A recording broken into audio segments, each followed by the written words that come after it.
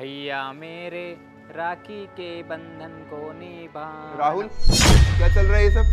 नमस्ते साहब। अरे क्या नमस्ते? और मुझे एक बात बताओ, रक्षाबंधन तो कल है ना, फिर तुम आज ही रक्षाबंधन क्यों मना रहे हो? अरे वो क्या है साहब, मेरी बहन ना यहाँ पास में मजदूरी का काम करती थी और आज ना उसका मजदूरी का जो काम था ना सारा खत्म हो गया। तो अभी थोड़ी देर पहले ना मैं उसको ट्रेन में बिठा के आया हूँ और जल्दबाजी में ना वो मुझे राखी बांधना भूल गई, तो उसने ना खिड़की से मुझे राखी पकड़ा दी, तो राखी ना मैं खुद से ही बांध रहा हूँ। वो सब तो ठीक है राहुल, लेकिन तुम खुद से राखी क्यों बांध रहे हो? कल वैसे भी राखी का ऑफ है ऑफिस में, तो अपने घर चले जाना और अपनी बहन से राखी बंधवा के फिर वापस आ जाना।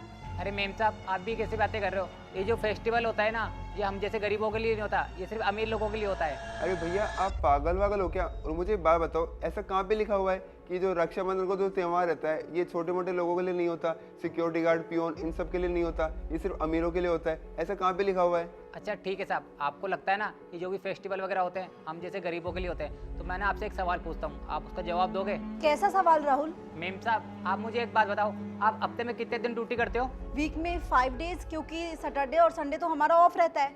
देखा मैडम आपने, आप सिर्फ हफ्ते में 6 दिन ड्यूटी करते हो और मैं हफ्ते के 7 दिन ड्यूटी करता हूँ, एक दिन भी छुट्टी नहीं लेता। चाहे बाढ़ त्योहार हो, कोई भी त्योहार हो, फेस्टिवल हो, कुछ भी हो, मैं ना पूरे ईमानदारी से और लगन से काम करता हूँ। और मेम साहब, ये जो छोटे मोटे त्यौहार होते हैं ना, वो हम जैसे गरीबों के लिए नहीं होते, ये सिर्फ बड़े लोगों के लिए होते हैं, क्योंकि ये त्यौहार ना उनके घर में अच्छे लगते हैं। और मेम साहब, मेरी तो इतनी सैलरी भी नहीं है जो मैं इन सब चीज़ों की भरपाई कर सकूँ, इसलिए मेम साहब मैं छुट्टी वगैरह नहीं करता, बस पूरे महीने ड्यूटी करता हूँ। तुम आराम से अपने घर जा सकते हो, फेस्टिवल एंजॉय कर सकते हो।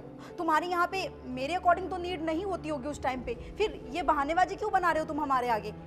ठीक है साहब, अगर आप इतना पूछ रहे हो ना तो मैं आपको सारी बातें बताता हूँ। मैंने ना कंपनी से 50,000 रुपये उधार लिए थे। क्या है, कुछ टाइम पहले ना मेरी माँ की तबीयत बहुत ज़्यादा ख़राब हो गई थी और मुझे ना उनका ऑपरेशन करवाना था, तो डॉक्टर ने बोला था अगर 50,000 जमा नहीं कराओगे तो तुम्हारी माँ का ऑपरेशन नहीं हो पाएगा। इसलिए ना मैंने कंपनी से 50,000 रुपये उधार लिए थे।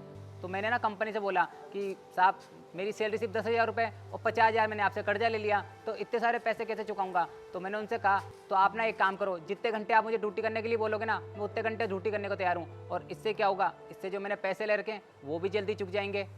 मेम साहब, 50,000 में ना मैंने सिर्फ 20,000 रुपये चुका पाया हूँ अभी तक, अभी भी 30,000 और चुकाने हैं। अरे नहीं नहीं भैया, आप उन पैसों की चिंता मत करो, आपको ना पैसे लौटाने की कोई ज़रूरत नहीं है। और हाँ, मैं कभी ये नहीं चाहता कि कोई भाई अपनी बहन से रक्षाबंधन के दिन इतना दूर रहे, या तक कि वो राखी भी नहीं बंधा पाए।